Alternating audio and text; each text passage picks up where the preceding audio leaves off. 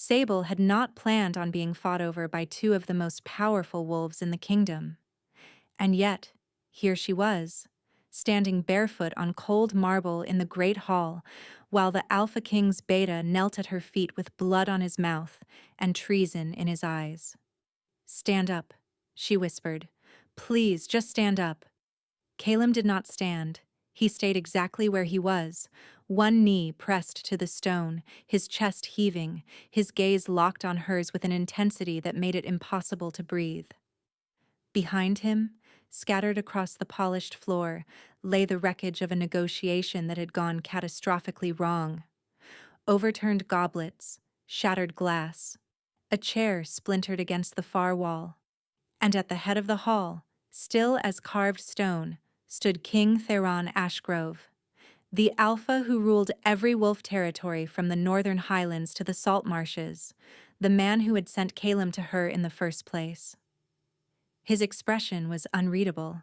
His hands hung loose at his sides, but his eyes, those pale glacial eyes, burned with something that made Sable's blood run cold. "I gave you an order," Theron said to his Beta. His voice was quiet, controlled, the kind of quiet that preceded annihilation. "Bring her to me." Those were my exact words. Caleb's jaw tightened. A muscle jumped beneath the skin of his throat. "I know what your words were," he said. He did not look away from Sable.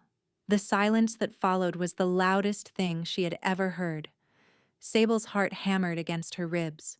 She could feel both of them, one through a bond she had never asked for, the other through something newer and more terrifying, something that had no name yet but pulled at her chest like a fishhook lodged between her ribs.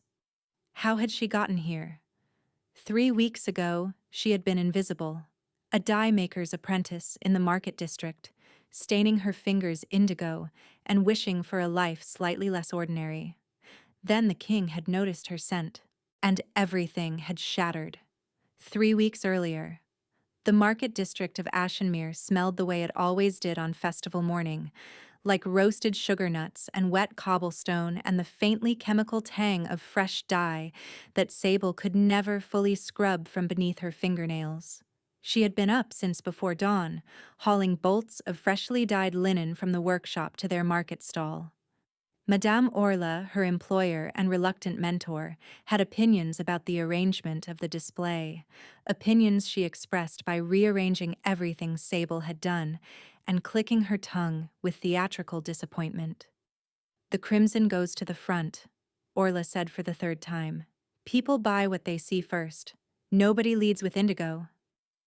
"Indigo is the most expensive thing we sell," Sable pointed out. "And expensive things sell themselves. Crimson needs help. Front of the stall." Sable moved the crimson. The Harvest Moon Festival was Ashenmere's largest annual gathering.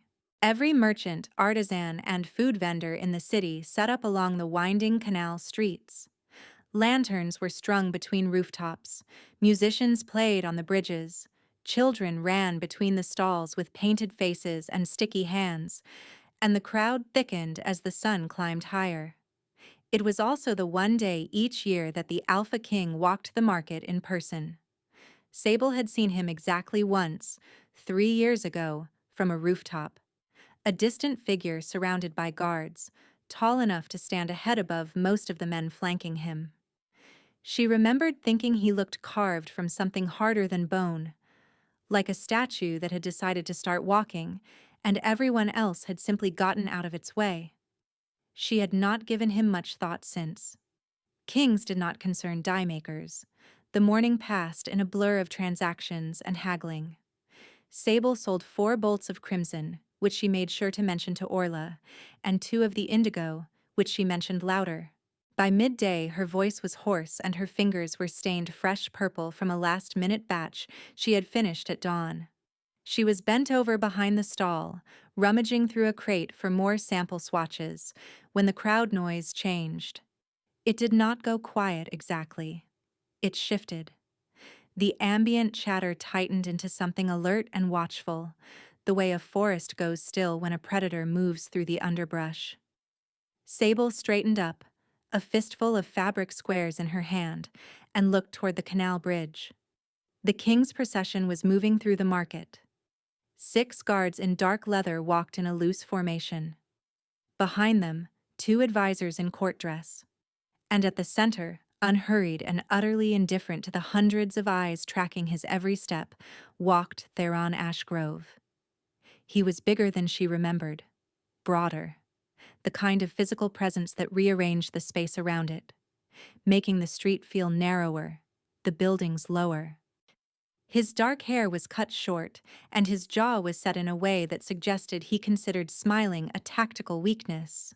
His eyes swept the market with the detached efficiency of a man cataloging threats, rather than admiring craftsmanship. Sable watched him pass and felt nothing in particular. He was a king, she was a die-maker. These were parallel lines that did not intersect. Then he stopped. It was sudden. Mid-stride, no warning. One of the guards nearly walked into his back. Theron's head turned, slowly, and his nostrils flared. He was scenting the air. Sable froze. She watched his pale eyes narrow, watched his chest expand as he drew in a long, deliberate breath. Something predatory and startled crossed his face at the same time, like a wolf catching a scent it had been tracking for years without knowing it. His gaze swept the stalls, passed over the spice merchant, passed over the leather worker, landed on Sable. Their eyes met. The world did not stop. That was a lie poets told.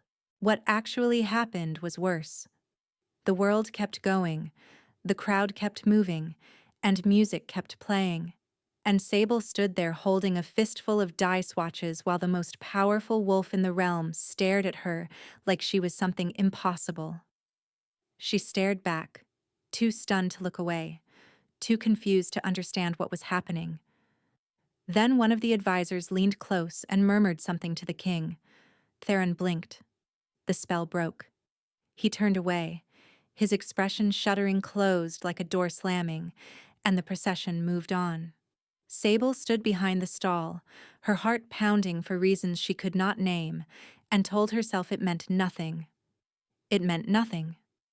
That night, someone knocked on the door of Orla's workshop. Sable opened it to find a man she had never seen before standing in the lamplight. He was tall, lean, with sharp cheekbones and dark eyes that seemed to be quietly cataloging everything about her in the space of a single glance. "Miss Sable?" he asked. His voice was calm, measured, the kind of voice that delivered both compliments and death sentences with the same neutral inflection. "Who is asking?" Sable said. "My name is Calum Voss. I serve as Beta to King Theron Ashgrove." He paused, letting that settle. "The king has requested your presence at the palace tomorrow morning." Sable's stomach dropped through the floor. "Why?"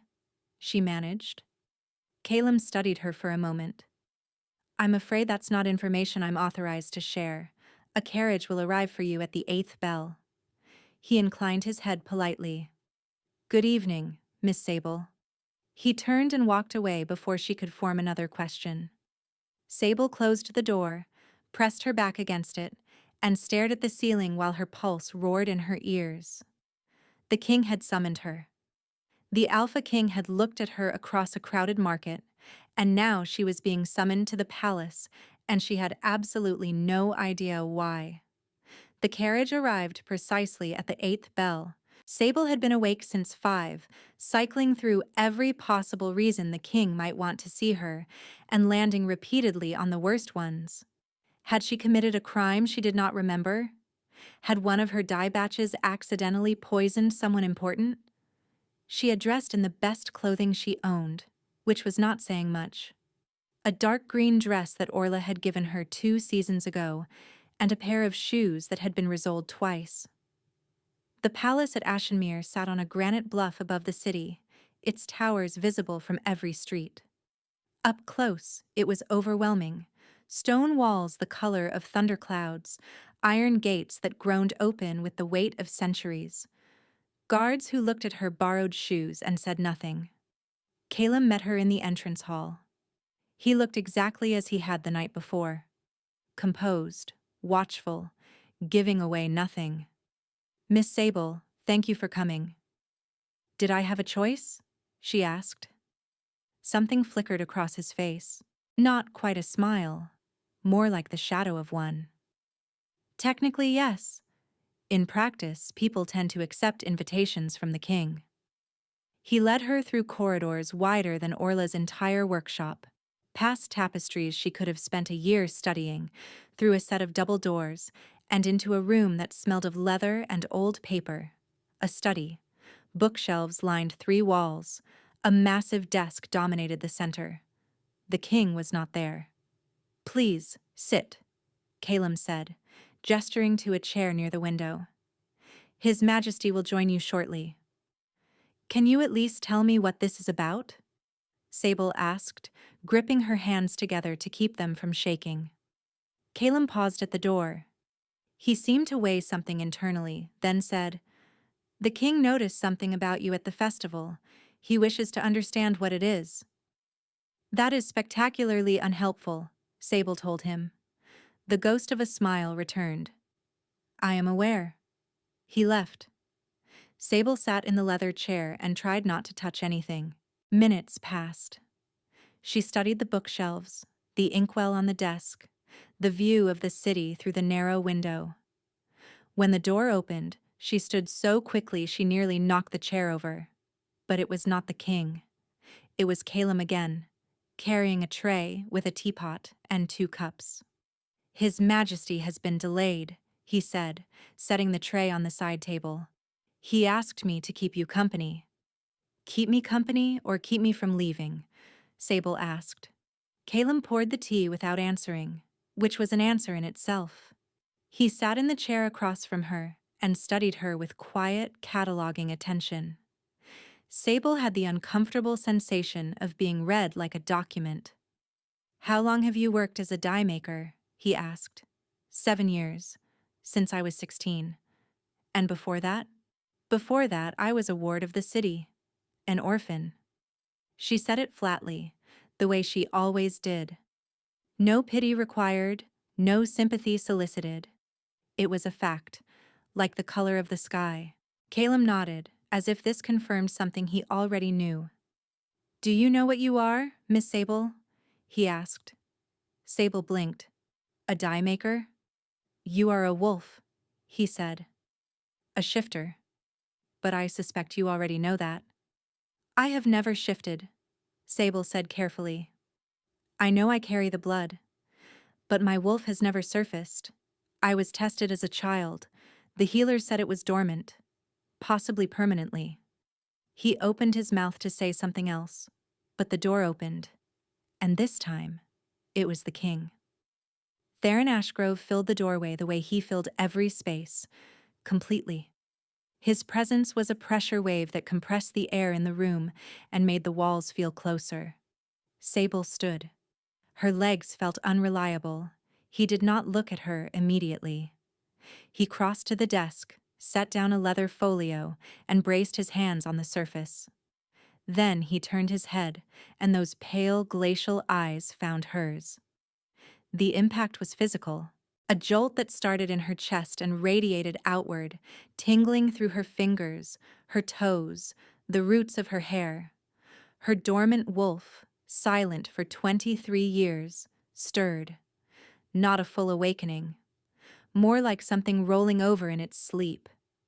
Sable swayed on her feet. Theron's eyes widened fractionally. He had felt it too. Whatever it was.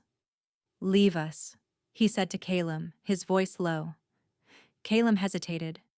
Just for a moment, barely a heartbeat, but Sable noticed it. His gaze flicked to her, then back to the king, and something tightened in his jaw. Then he inclined his head and walked out. The door closed behind him with a soft click. Sable was alone with the Alpha King. "Sit," Theron said. She sat, mostly because her knees were threatening to give out. He remained standing, watching her with the focused intensity of a predator deciding whether something was prey or something else entirely. "At the market," he said. "You felt it. It was not a question. Sable swallowed. I felt something. I do not know what it was. Your scent, he said, and the word came out rough, like it cost him something to say it. It triggered a recognition response, a compatibility marker. Sable stared at him. She understood the words individually, but strung together they made no sense in the context of her actual life. You are telling me, she said slowly, that you smelled me across a crowded market, and it meant something? It meant everything, Theron said. Then he seemed to catch himself. His expression shuddered. It meant something biologically significant, he corrected, his tone clipping back to formal. Something that requires investigation. Investigation, Sable repeated. The court physician will examine you, discreetly. Discreetly, Sable echoed, feeling like a parrot trapped in a nightmare. Theron studied her for a long moment. You are not what I expected, he said quietly. I am a die maker, Sable replied. I do not know what you expected, but I promise it was not me. The rigid control he wore like armor loosened for just a moment. For one breath, he looked almost human. Then the mask returned. Calum will oversee the arrangements. You will remain at the palace until the examination is complete. Your employer will be compensated for your absence. And if I refuse? Sable asked, though she already knew the answer. Theron's gaze held hers. I would prefer that you didn't. It was not a threat. It was something worse. It was honest. Sable closed her eyes. When she opened them, the king was already walking toward the door. Your Majesty, she called after him. What happens if it is genuine? The compatibility. What happens then? The silence stretched for 3 heartbeats. 4. 5. Then we have a problem, the king said quietly. And he left. The court physician, a white-haired wolf named Maran who smelled like camphor and spoke in clipped, clinical sentences, examined Sable over the course of an entire afternoon.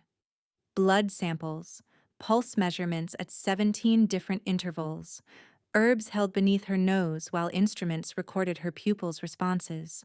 Your pheromonal profile is unusual, Maran said when it was over. There are markers I have not seen in combination before. The sedative undertone is particularly rare. Sedative? Your scent carries a calming compound. It is subtle, but measurable. In most wolves, it would have no meaningful effect. In an alpha of the king's magnitude, however, it could theoretically trigger a bonding response that overrides conscious resistance. Sable felt the blood drain from her face. You are saying my scent could force the king to bond with me against his will? I am saying the potential exists, Marin corrected. Whether it manifests depends on proximity, duration, and the king's own willingness to resist. She paused.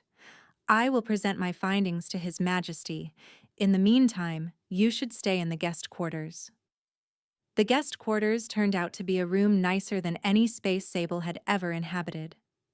There was an actual bed with pillows and sheets that did not smell like indigo. There was a window overlooking the palace gardens. There was a bathing chamber with hot water that came from pipes in the wall instead of a kettle on the stove. Sable sat on the edge of the bed and tried to process the fact that her body chemistry might be capable of enslaving the most powerful wolf in the realm. This was not a skill she had ever aspired to develop.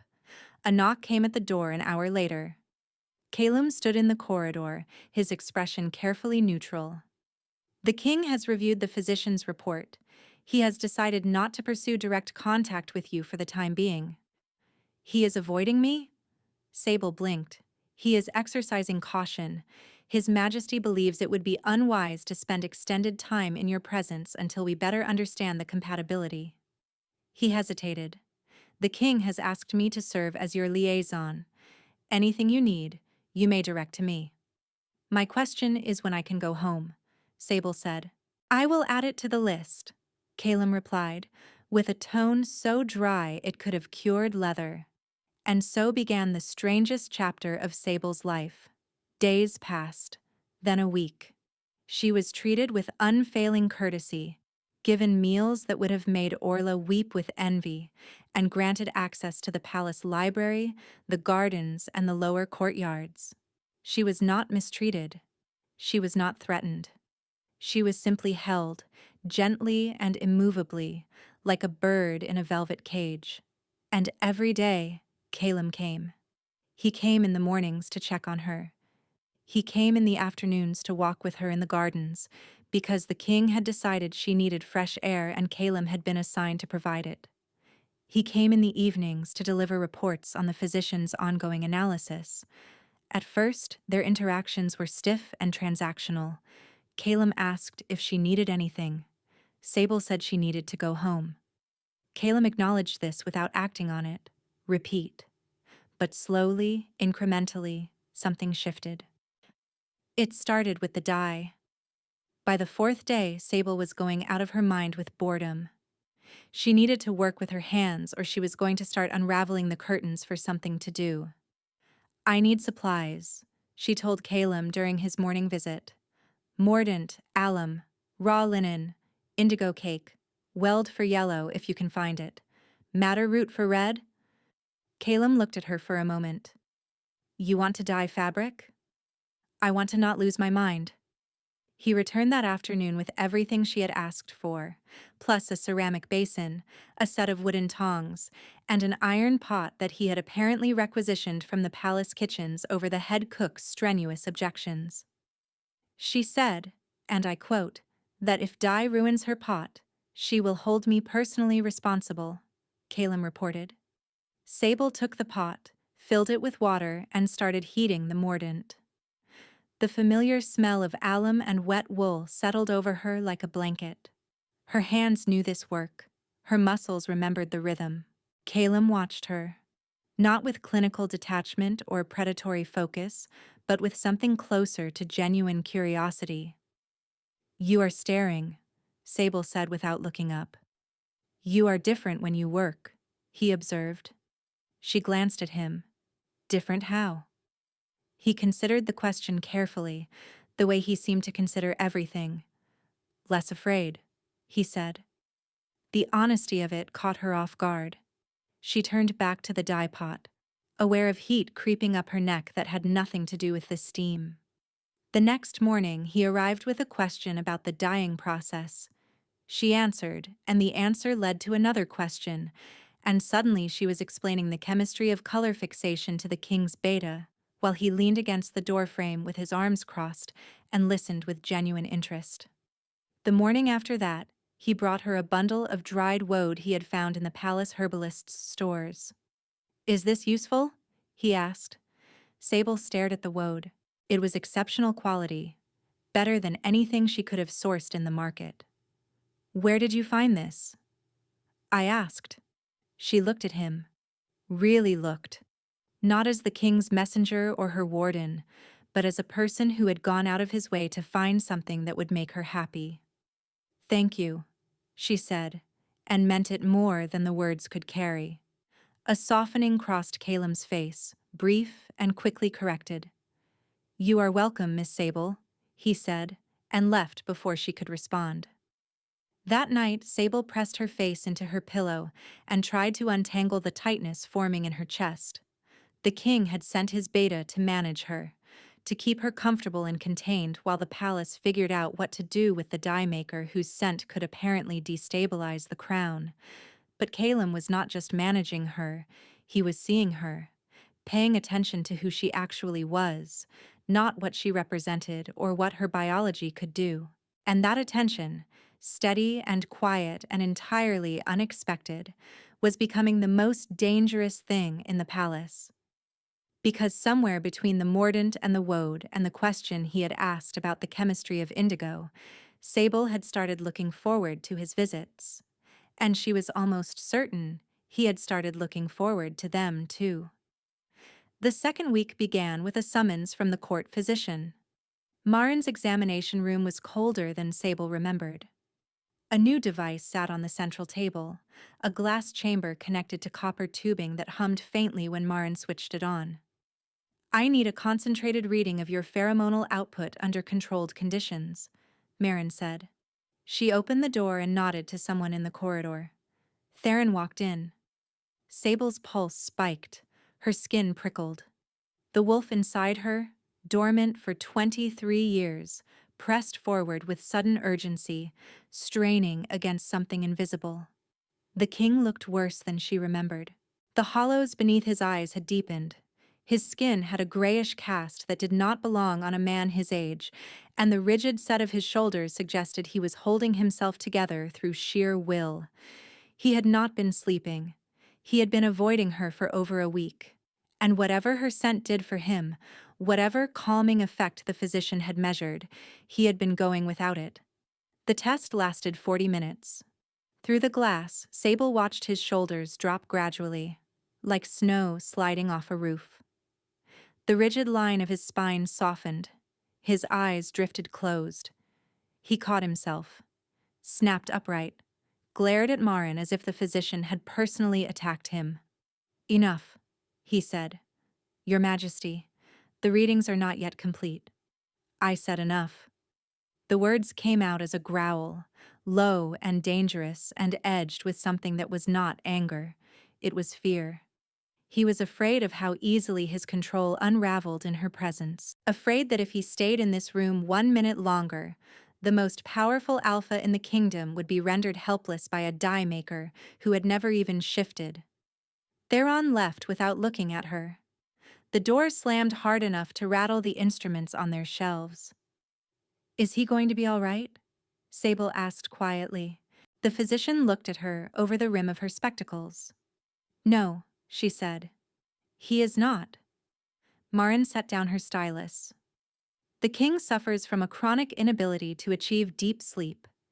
It began 18 months ago, shortly after the border conflict with the Greyclaw territories. The court has tried every remedy available.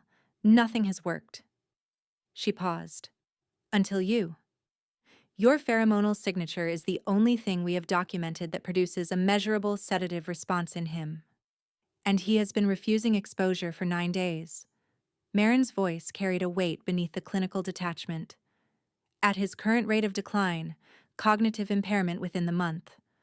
Organ failure within 3. Sable's hands went cold. "He is dying?" "He is choosing to die," Marin corrected, "rather than risk becoming dependent on you." Sable left the examination room on unsteady legs and nearly collided with Calum in the corridor. He caught her elbow to steady her, and the contact sent a warmth through her arm that had nothing to do with surprise. He smelled like pine and old leather, familiar now, grounding. "What happened?" he asked, his gaze sharpening as he took in her expression. "The king is killing himself," Sable said. "He would rather die than spend time near me. That is what happened." Calum's hand remained on her elbow. He did not let go. "Sable," he said, and it was the first time he had used her name without the formal prefix. The sound of it in his voice did something complicated to her pulse. "He is not trying to die. He is trying to protect you." "From what?" she demanded. "From himself," Calum said quietly. They walked the gardens as they had done every afternoon, but the silence between them was different now. Charged. Sable could feel the shape of something unspoken pressing against the air between their shoulders. "How long have you served him?" she asked. 12 years. Since I was 19. "And in 12 years, have you ever disobeyed an order?" Calum was quiet for a long time. "Once," he said. "I refused to execute a prisoner he had condemned during the Greyclaw conflict. A healer who had been treating wounded soldiers on both sides." He paused. "The king was furious. I thought he would strip my rank." "But he didn't?" "He pardoned the healer the next morning. Said my judgment had been sound." A ghost of something moved across Calum's face. "He is not a cruel man, Sable. He carries more than you know." They had stopped walking. They stood beneath an arched trellis covered in jasmine that was just beginning to bloom, white flowers against dark leaves, and the scent surrounded them like a veil. "You care about him," Sable said. "He is my king and my closest friend," Calum replied. "I would die for him." "And yet," Sable said carefully, "you are standing here with me instead of at his side." The words hung between them. Something raw flickered behind Calum's eyes, quickly covered. "I should go," he said. He didn't move. "Calum," Sable said softly. "Don't," he said, his voice rough. "Whatever you are about to say, don't." He left. She watched him cross the garden with long, rigid strides, his hands clenched at his sides, and she felt the tension in her chest pull tighter. That night, Sable could not sleep. She lay in the guest room, staring at the ceiling, listening to the palace settle around her. She closed her eyes. And when she opened them, she was somewhere else. Cold air wrapped around her bare skin. Gray light filtered through a canopy of skeletal branches overhead. Trees that looked like they had died centuries ago but refused to fall. Fog crept along the ground, thick and wet, swirling around her ankles. This was not a dream. Dreams did not feel like this. Did not have weight and texture and the smell of wet stone and something older beneath it. Something that smelled like grief given physical form. She followed the sound of labored breathing. Theron knelt in a clearing ahead. Not the king. Not the alpha who commanded armies and silenced rooms with his presence. A man, diminished and exhausted, his head bowed, his hands pressed flat against ground that squelched like something rotten beneath the surface. Around him, shapes moved in the fog. Figures with faces she could almost see. They circled him slowly, and the sound they made was not quite voices, not quite wind. Something in between that made her skin crawl. She moved closer. She was 5 steps away when one of the figures turned toward her. It had his face. Not quite. A distorted version, the features stretched and warped, the eyes too wide, the mouth pulled into a rictus of anguish.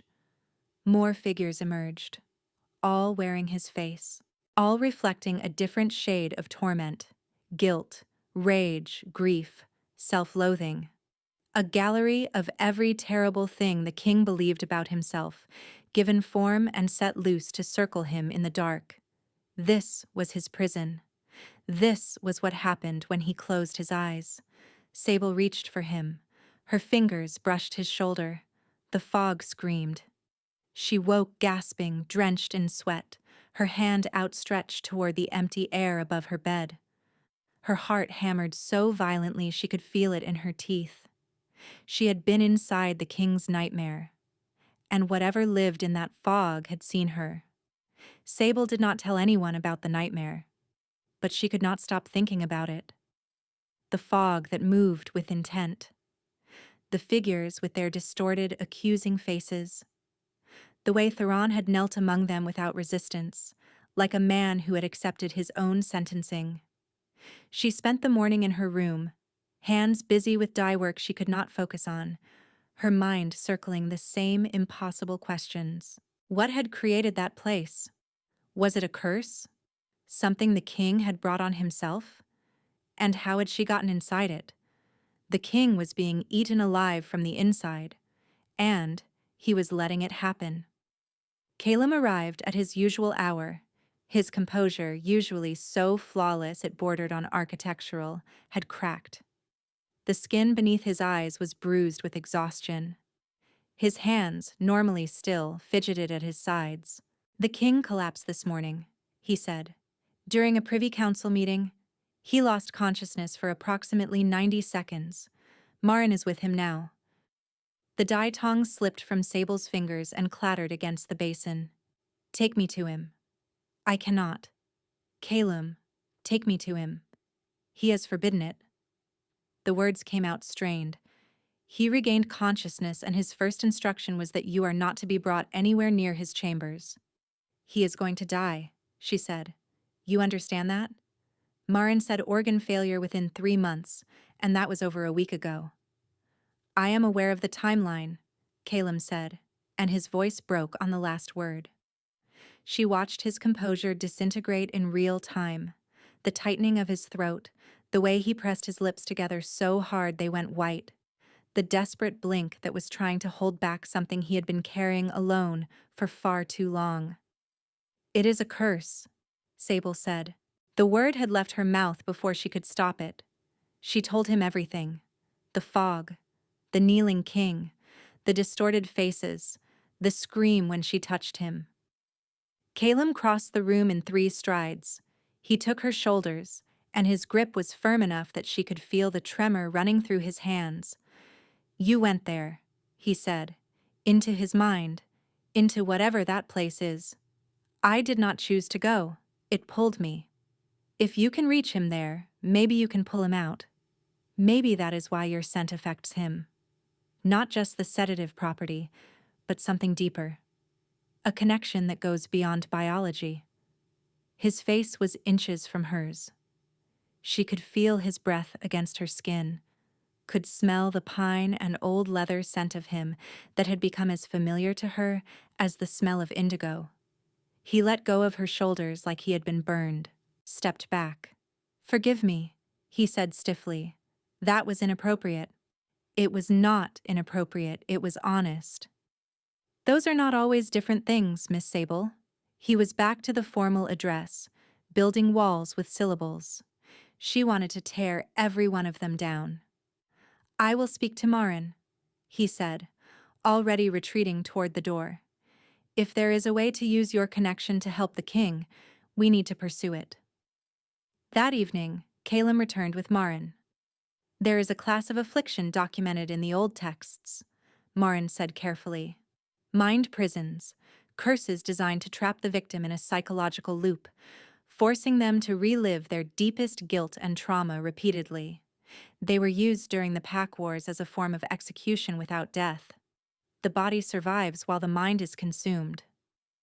Who would have done this to him? Sable asked. Marin glanced at Caleb. The beta's jaw tightened. During the Grey Claw campaign, Caleb said slowly, there was a wolf named Voss, an elder female, the matriarch of the settlement we engaged. She was captured during the final assault. Before she could be restrained, she touched the king and spoke words in the old tongue. He paused. She died minutes later. The healers attributed the king's symptoms to battle fatigue. No one considered that she might have laid a curse. She shares your surname, Sable observed. The silence that followed was deafening. Voss is not an uncommon name, Caleb said, his voice tight. I was orphaned as an infant. I have no ties to the Grey Claw territories. But something had shifted in the room, an unspoken question that none of them were ready to ask. Sable watched Caleb's expression and saw the first flicker of doubt, not about his loyalty, but about his origins. Marin broke the silence. If this is a mind prison, conventional treatment will not break it.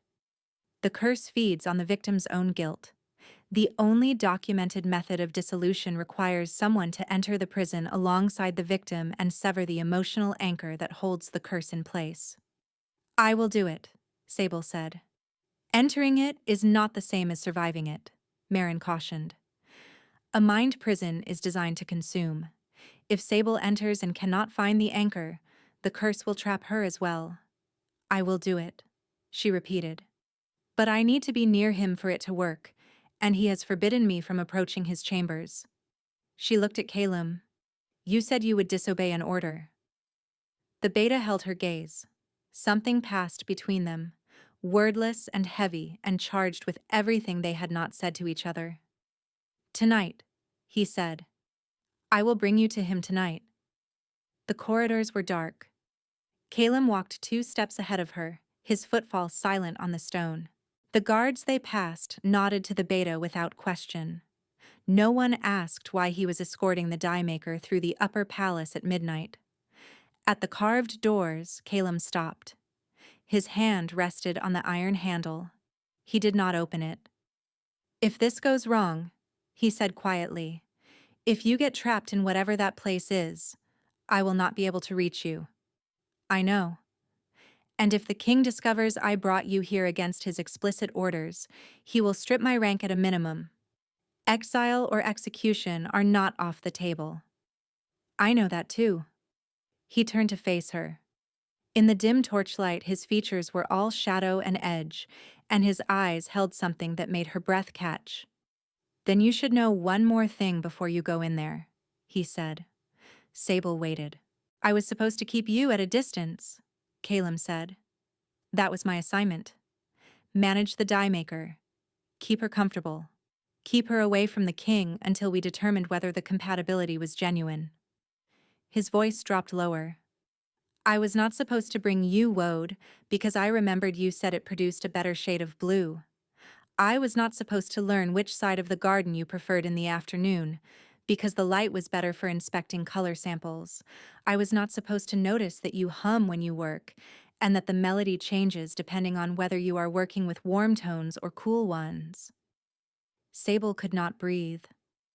I was not supposed to fall in love with you, Calum said. And I am telling you now because if something happens in that room tonight, if you do not come back, I refuse to carry the weight of never having said it. Sable reached up and pressed her palm against his chest, over his heart. She could feel it pounding beneath her hand, fast and hard and afraid. I am coming back, she said.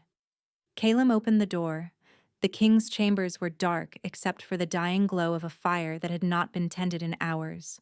The room smelled like cedar smoke and iron, and something raw beneath it. The sour edge of exhaustion pushed beyond all limits. Theron was in bed, but not asleep. He lay on his back, fully clothed, boots still on, staring at the ceiling with the blank, unfocused gaze of a man who had stopped fighting and was simply waiting. He turned his head when the door opened. His eyes found Sable, and she watched something fracture in his expression. Relief, anguish, fury, longing, all colliding simultaneously. Get out, he said. His voice was barely above a whisper, but the command in it was absolute. No, Sable said. She crossed the room. Behind her, she heard Calum close the door from the outside. He was not coming in. This part was hers alone. You gave a stupid order, Sable replied. And your beta agreed, which is why he brought me here. You can punish him later. Right now, you are going to close your eyes, and I am going to sit in that chair by the fire, and you are going to sleep. The war behind his eyes lasted 10 seconds. His shoulders dropped. The fight went out of him. The chair, he said hoarsely. You stay in the chair. She settled into the armchair by the fire and started talking. She told him about the first time she had ruined a dye batch, turning an entire bolt of expensive white silk a shade of brown that Orla had compared unfavorably to mud. She told him about discovering indigo at age 17, how the transformation from yellow-green liquid to deep blue happened only when the fabric hit the air, like magic, like the color had been hiding and only needed oxygen to reveal itself. His breathing changed. The slow unlocking of a body that had been clenched against rest for days. Within 10 minutes, the king was asleep. Then she felt the pull. Not toward Theron, toward the place behind his eyes. It dragged her down like a current beneath still water, and the last thing she saw was firelight playing across his sleeping face. The fog swallowed everything. She was back. The same skeletal trees, the same crushing silence. But the fog was thicker now, more aggressive. It pressed against her skin with physical weight, cold and invasive, and when she tried to move forward, it resisted, pushing back like walking through deep water. The figures stood in a ring around Theron, dozens of them now, all wearing his face. And they were watching Sable. One stepped forward. It wore the king's face, but younger, sharper, with eyes that burned with something ancient and hateful. You do not belong here, it said. And its voice was the king's voice stripped of everything human. You do not carry the weight. You have no right to this grief. I am not here for the grief, Sable said, her voice shaking. I am here for him. The figure smiled. It was the worst thing she had ever seen. Then take him, it whispered. If you can. The fog surged like a wave, towering over her, blocking the clearing, blocking Theron. Sable screamed and threw herself forward, hands outstretched. Her fingers found fabric. A sleeve. She gripped it with everything she had. The world went white. She woke on the floor of the king's chambers, gasping, her hand fisted in Theron's sleeve. He was awake, looking down at her with raw, unguarded terror. You were there, he said. I felt you. In the fog. He pulled her up and held her so tightly she could barely breathe, the thunder of his heartbeat against her cheek. It is a curse, Sable said into his chest. A mind prison laid during the Greyclaw campaign. It feeds on your guilt. Theron went rigid, then quietly. Calum told you. The anguish in his voice was laced with something worse than political betrayal. It was personal. He did it to save your life, Sable said. He did it because he wants you, Theron said quietly. I can smell him on you. Every time he comes back from visiting you, I can smell you on him. Do you think I do not know? His voice broke. I sent my closest friend to the woman my wolf recognized, and I made him spend every day with you because I was too afraid to do it myself. And now he loves you. Sable's eyes burned. Theron? It was the first time she had used his name. He flinched like she had struck him. I do not know what I feel, she admitted. I know my body responds to you. I know the compatibility is real, but Calum is the one who saw me. Not my scent. Not my biology. Me. The king closed his eyes. A single tear traced down his cheek. Then choose him, he said. I will release you from the bond. I will find another way to manage the curse. There is no other way. I am the only one who can reach you there. Then break the curse and go, Theron said. Save me and then leave. I will not keep you against your heart. Sable pressed her forehead against his shoulder. Despite everything he had just said, he had not let go. Neither of them slept again that night. Dawn came gray and cold. Sable found Calum waiting outside her guest room.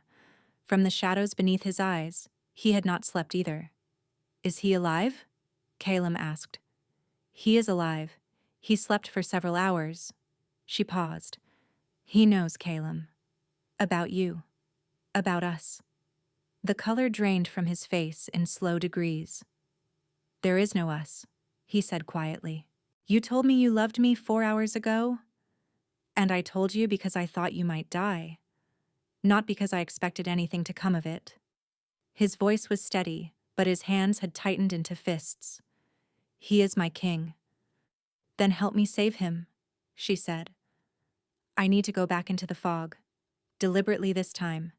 I need to find the anchor and sever it. Marin said entering the prison could trap you. Marin also said the king has weeks, not months. I am doing this tonight, with or without help. Then I will be in the room. If something goes wrong, I will wake you by force. That conversation with the king happened at midday. Sable was not present for it, but she heard it. The entire East Wing heard it. Theron's voice, raw and furious, crashing against Calum's measured replies like waves against a seawall. When Calum emerged an hour later, his lip was split, and a bruise was forming along his jaw. He hit you? Sable's hands flew to her mouth. I hit him first, Calum said calmly. He needed it. You hit the king. I told the king that his refusal to accept help was not nobility. It was cowardice dressed in martyr's clothing. He disagreed. Physically. Sable could not help it. She laughed. It broke out of her chest like something uncaged, wild and inappropriate, and deeply necessary. Calum looked at her, startled. Then the corner of his mouth twitched, and for one brief, shining moment, The weight lifted from both of them. He agreed. Calum said, "Tonight. You enter the fog, I stand watch, and we end this." Marin briefed Sable that afternoon. The anchor will not be obvious. The curse provides the architecture, but the materials are his memories, his guilt. The anchor will be whatever memory he cannot release. How do I sever it? The anchor must be released willingly by the victim. You cannot force it. He has to let it go. And if he will not, the curse holds, and you both remain inside. Night fell. Sable walked the corridor with Calum beside her. Neither of them spoke. At the door, he stopped. He reached out and tucked a strand of hair behind her ear, his fingers lingering against her cheek for one breath, two, before pulling away. "Come back," he said. She pressed her palm briefly against his and walked inside. Theron sat on the edge of his bed, grim and resigned. The bruise on his knuckles from striking Calum was dark against his pale skin. "Your beta has a glass jaw," Sable said. "My beta has a granite skull," Theron replied. "I should know. I have been trying to knock sense into it for 12 years. She sat close enough for her scent to work. Within minutes, his eyes closed. His breathing deepened. Sable closed her own eyes and reached for the pull. It came immediately, dragging her down and through. The fog was waiting. This time, it did not pretend to be passive. It surged toward her, wrapping around her limbs, and it whispered, "He does not want you here. He does not want you at all. The bond is not love. It is chemistry. Without your scent, you are nothing." The words burrowed into the soft places she had spent her whole life protecting. The orphan certainty that she was disposable, the foundling's bone-deep fear that she existed only as long as she was useful. Her knees buckled. She hit the rotten ground. No. The word rose from somewhere deep inside her chest. Not from her mind. From her wolf. The dormant thing that had never surfaced in 23 years of silence rose like a tide, filling her chest, her throat, her limbs, pressing outward with a heat that burned the fog away from her body.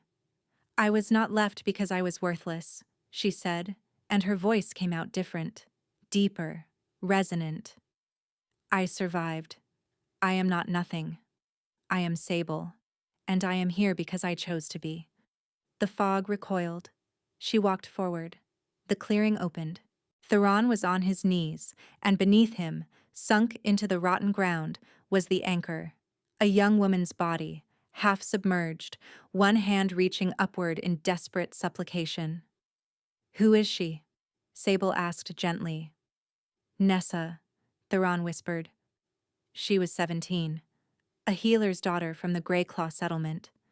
She came out during the final assault carrying white cloth, trying to broker a ceasefire. His voice fractured.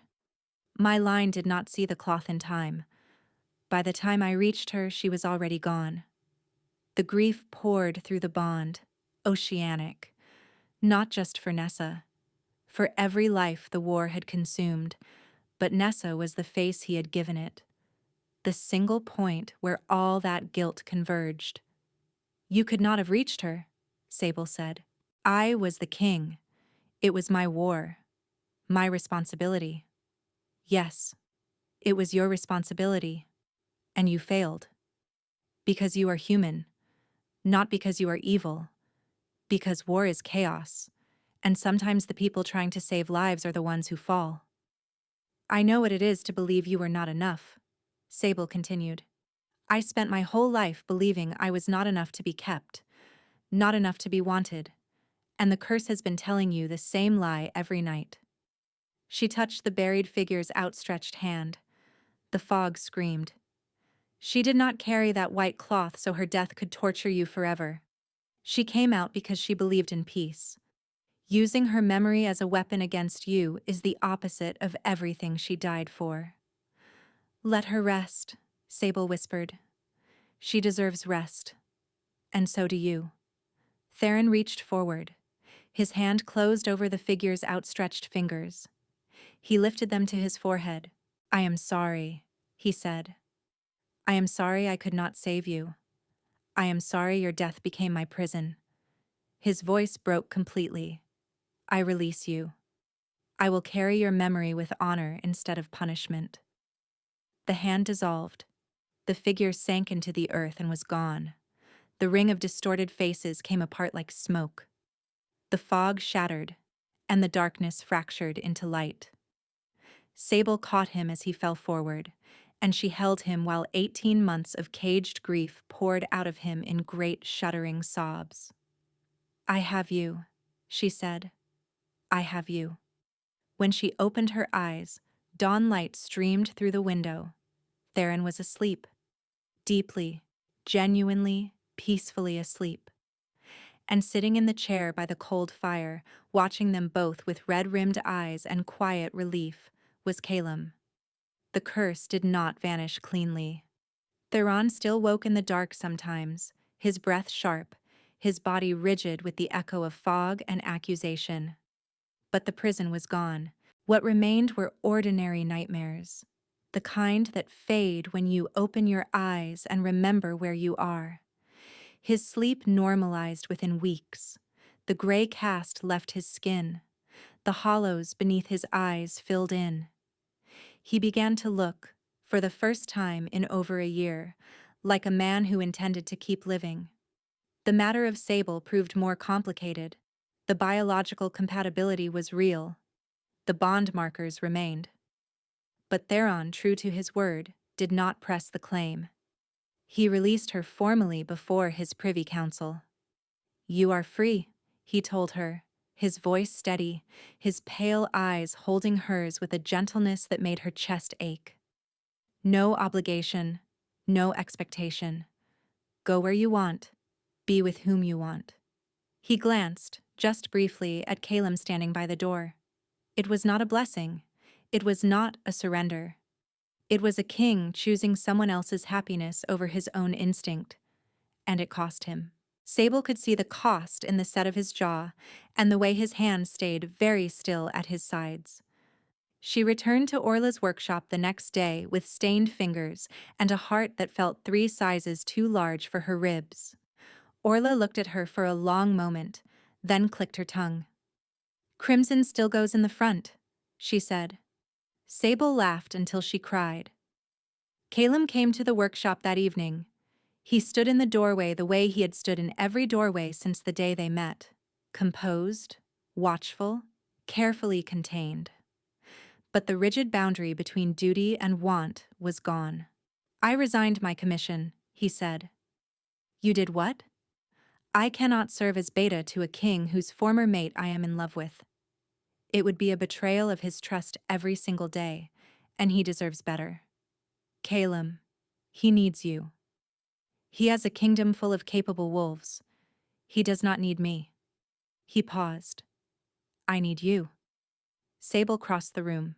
She stopped directly in front of him, close enough to see the amber flecks in his dark eyes, close enough to smell pine and old leather and the faintest trace of jasmine from the palace gardens he had already left behind. "You gave up everything," she said. "I gave up a title," he corrected. "I gained the freedom to stand here and tell you that I would very much like to take you to dinner, if you are available, and if the head cook has not permanently banned me over the dye pot incident." Sable reached up and kissed him. It was soft and deliberate and unhurried, and when she pulled back, he was smiling. A real smile, unguarded, the kind she had been waiting to see since the first morning he brought her woad. They did not rush. Trust built the way good dye sets into fabric. Slowly, in layers, each one deeper and more permanent than the last.